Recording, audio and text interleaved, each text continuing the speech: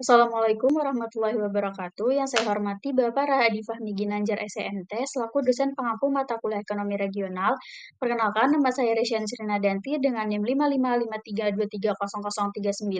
Saya ucapkan terima kasih kepada Bapak karena telah memberikan waktu dan kesempatan kepada saya untuk dapat mempresentasikan materi mengenai analisis growth poll Kota Malang dan analisis PDRB Kabupaten Padang Pariaman tahun 2014 sampai dengan tahun 2023. Berikut adalah daftar isi yang akan saya bahas, yaitu analisis memilih Kota Malang, analisis growth poll theory, analisis backwards effect, dan analisis spread effect. Yang pertama yaitu alasan memilih Kota Malang. Pembangunan ekonomi adalah upaya terencana untuk meningkatkan dan mengembangkan suatu wilayah dengan pertumbuhan output sebagai indikator utamanya. Potensi pertumbuhan dipengaruhi oleh ekspansi ekonomi dan perilaku lokal, serta dapat berdampak pada daerah sekitar melalui spillover effect, yaitu pengaruh timbal balik antar wilayah yang bisa bersifat positif maupun negatif.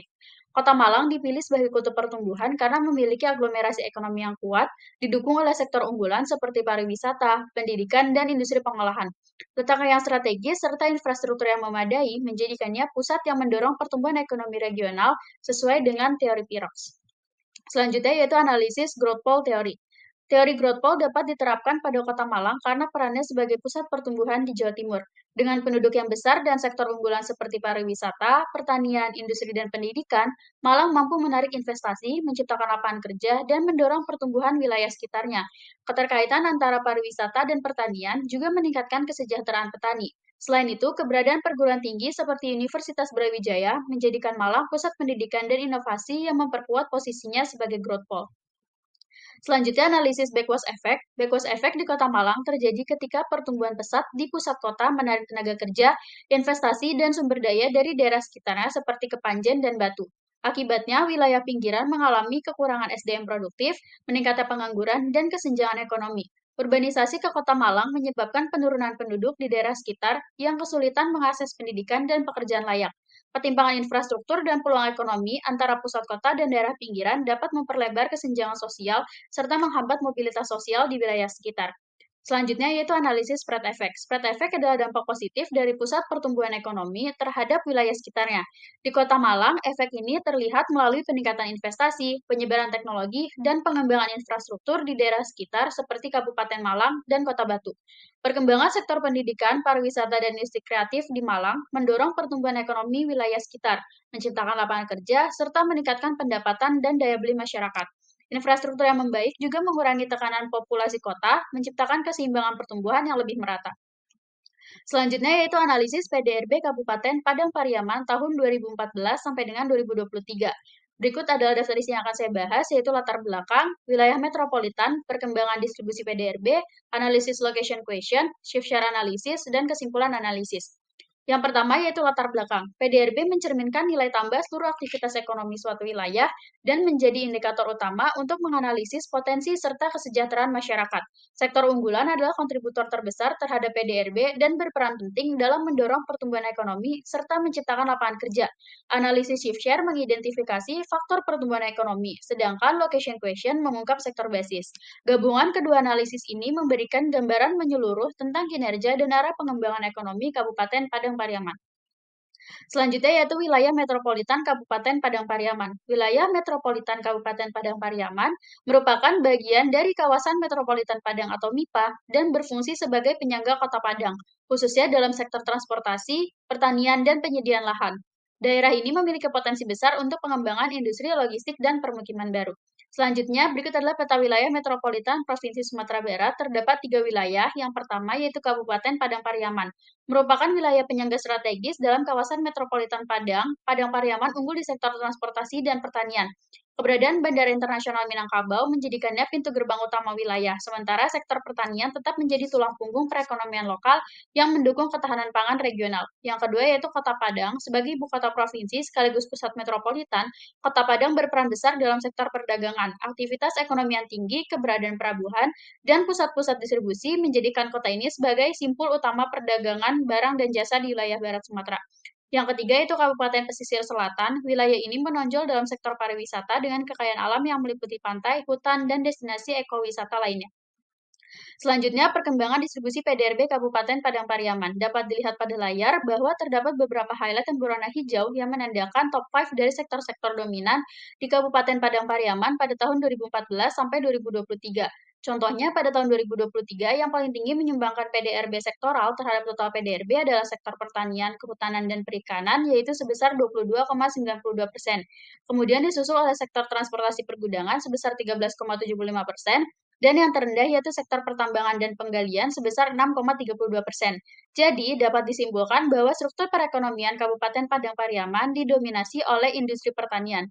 Dari tahun ke tahun, perkembangan selama satu dekade terakhir ini kontribusinya terus meningkat dari 22,13% menjadi 22,92%.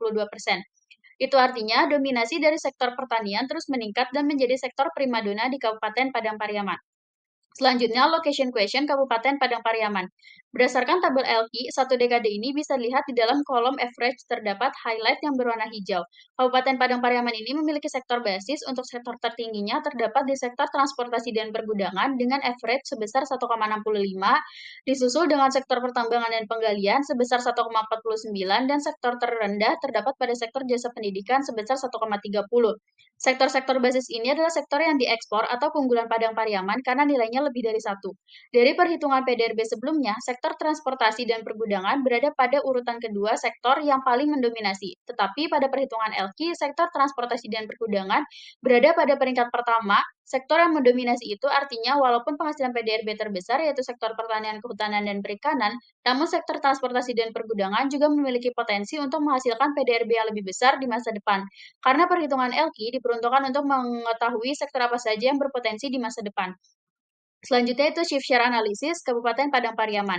Berdasarkan analisis shift share Kabupaten Padang Pariaman, terdapat pada kuadran 3 dan 4 saja, di mana kuadran 3 atau sektor relatif tertinggal hanya terdapat satu sektor, yaitu sektor transportasi dan pergudangan. Sedangkan di kuadran 4 atau sektor maju tapi terancam terdapat 16 sektor, diantaranya yaitu sektor pertanian, kehutanan, dan perikanan, pertambangan dan penggalian, dan industri pengolahan. Selanjutnya itu kesimpulan analisis.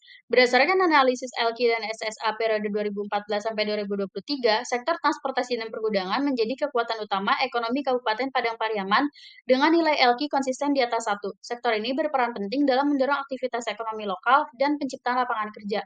Untuk mengoptimalkan potensi tersebut, secara berlanjutan diperlukan langkah strategis seperti peningkatan infrastruktur transportasi dan logistik.